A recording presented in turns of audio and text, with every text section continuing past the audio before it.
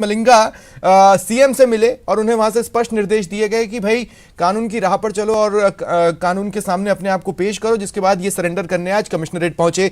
सहयोगी विष्णु हमारे साथ जुड़ रहे हैं। विष्णु, लगातार घटना के बाद से बेहद सामान्य बॉडी लैंग्वेज में ही गिरिराज सिंह मलिंगा नजर आए हैं, लेकिन यही तो उनका स्टाइल रहा है शुरुआत से सियासत का।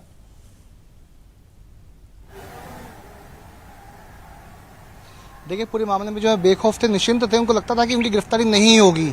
ऐसे में वे जो है लगातार जो है जयपुर में भी थे, कभी धौलपुर भी गए हैं।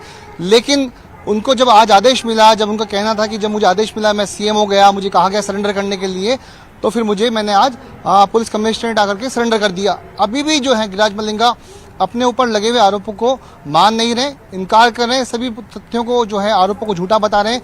लेकिन मैं आपको बता दूं कि जो 28 मार्च की जो ये घटना थी, जो कि बाड़ी की धौलपुर में जो डिस्कॉम का जो ऑफिस था, वहां पे एएन हर्षाधिपति वाल्मीकि और उनके अलावा नितिन गुलाटी ये मौजूद थे। ये बकाया जो फाइलें वहां निपटा रहे थे। उनका आरोप था कि जब वे राजकार्य कर रहे थे तभी 7 से 8 लोग उनके ऑफिस में पहुंचे और एक ट्रांसफार्मर हटाने की बात को लेकर, यानी गांव में जो ट्रांसफार्मर लगा हुआ था उस ट्रांसफार्मर को हटाने की बात को लेकर विधायक मलिंगा ने उनके ऑफिस में घुसते ही जो है और गाली गलौज करना शुरू कर दिया। उसके बाद में मारपीट शुरू कर दी, उनके सिर पर कुर्सियां फोड़ी गई, जिससे उसके बाद जो बैट के जो बल्ले थे उनसे उनके पैरों पे जो है हमले किए गए, उनके पांव तोड़ दिए गए बुरी तरीके से।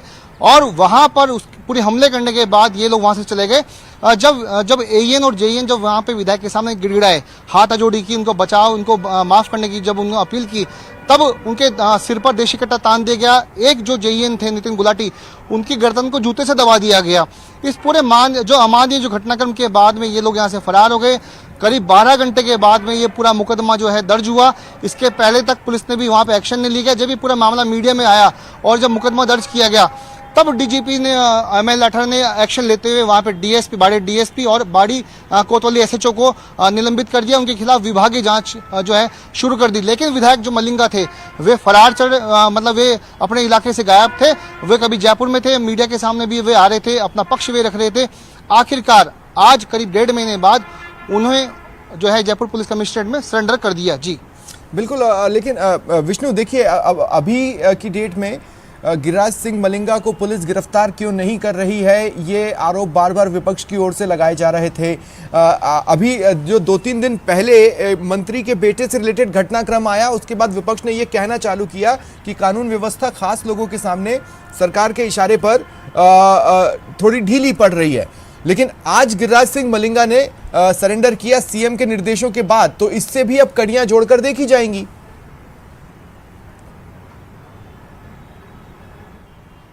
जी बिल्कुल, कड़ियां जोड़कर देखी जाएगी। विपक्ष भी जो है हमलावर होगा। उनका कहना यही होगा कि आखिरकार मलिंगा ने यदि सरेंडर किया है तो भी मुख्यमंत्री के कहने पे उन्होंने सरेंडर किया है, अन्यथा वे आज भी गिरफ्तार नहीं होते। अब जो है जयपुर पुलिस जो है, भगवान साहब मीणा पुलिस इंस्पेक्टर हैं, करीब 5 से 6 पुलिसकर्मी उनको यहाँ से जयपुर से लेकर के धौलपुर के लिए रवाना हुए।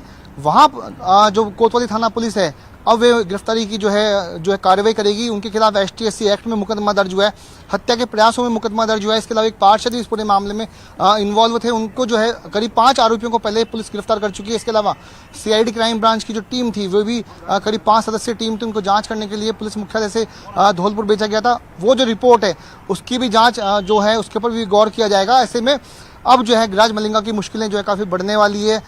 वे चंदन शिविर के दौरान हो सकते हैं कि अब वे रिमांड पर हों या फिर सलाखों के पीछे जाएं। जी बिल्कुल। हालांकि मुझे ऐसा लगता है कि हो सकता है वो शायद जमानत के लिए भी ट्राई करें, लेकिन फिलहाल उनको कहां रखा जाएगा धौलपुर में? देखिए, धौलपुर में अभी करीब 4 से 5 घंटे बाद वे धौलपुर पहुंचेंगे। कोतवाली थाने में जो है पुलिस उनको सुपुर्द करेगी। जयपुर पुलिस कोतवाली थाने में पहुंचेगी, वहां मलिंगा को सुपुर्द किया जाएगा। वहां पे उच्चाधिकारी जो है वे भी पहुंचेंगे। उसके बाद ही पुलिस जो है एक प्रारंभिक पूछताछ के बाद उनकी गिरफ्तारी डालेगी। फिलहाल जो है जमानत मिलने की जो उम्मीदें हैं वे काफ़ी कम है, चूंकि ST/SC एक्ट में मुकदमा दर्ज हुआ है, हत्या के प्रयास में मुकदमा दर्ज हुआ है, सभी जो है गैर जमानती धाराएं हैं।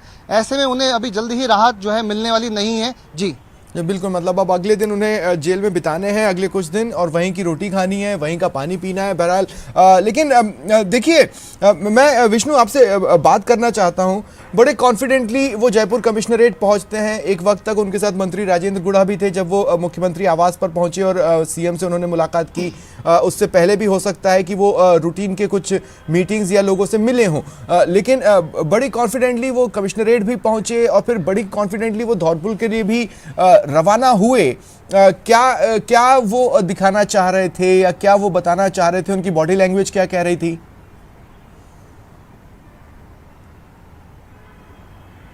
देखिए, रसूख तो इसी बात को कह सकते हैं कि 1.5 महीने से कोई व्यक्ति जिसके खिलाफ हत्या के प्रयास का मुकदमा दर्ज हुआ है, जिनके खिलाफ ST-SC की कई गंभीर धाराओं में जो है मुकदमे दर्ज हुए हैं, लगातार विरोध प्रदर्शन जो जारी है, इसके बावजूद वे पुलिस के पास नहीं गए। वहीं जो पुलिस, उनका कहना था कि वे अपने इलाके में गए, मीटिंगें उन्होंने की है, वे SP के पास भी गए। तो ऐसे में पुलिस की जो सिस्टम, उसके ऊपर भी सवाल खड़ा होता है कि जब वे घूम रहे थे, वे जब इलाके में थे, तो पुलिस क्या कर रही थी? पुलिस ने उनको गिरफ्तार क्यों नहीं किया?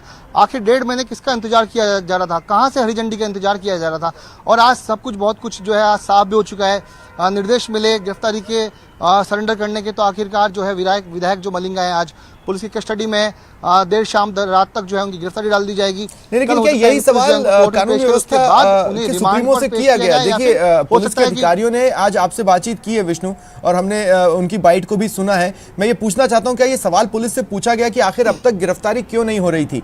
थे तो वो लोगों के सामने, उन्होंने जयपुर में आके प्रेस वार्ता की है, इससे पहले सीएम के यहाँ आयोजित इफ्तार पार्टी में भी वो गए थे, इसके अलावा अन्य सोशल मीटिंग्स का भी वो हिस्सा रहे हैं।